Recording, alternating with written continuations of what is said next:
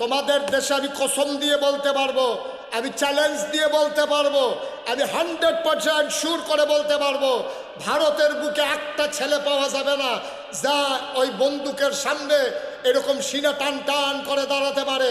3বার fire করার পরেও যে পেছন ফেলে দৌড় দেয় না, এমন একটা আবু সাইদ গোটা ভারতে খুঁজে পাওয়া যাবে না। ঠিক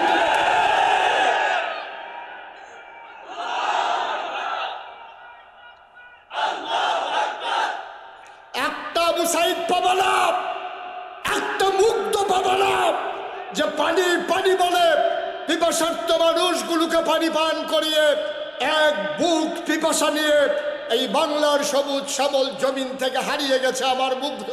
তোমরা আমার একটা মুগ্ধ পাবা না, ঠিক কিনা বলো? যারা বন্দুকের সামনে সিনা টান টান করে দিতে জানে তাদেরকে পেঁয়াজের ভয় দেখাই লাভ নাই, ঠিক কিনা বলো? তাদেরকে রসুনের ভয় দেখাই লাভ নাই। তোমরা একবার বলেছিলা যে আমাদেরকে গরু দেবা না, আমাদের কুরবানি বন্ধ করে দেবা।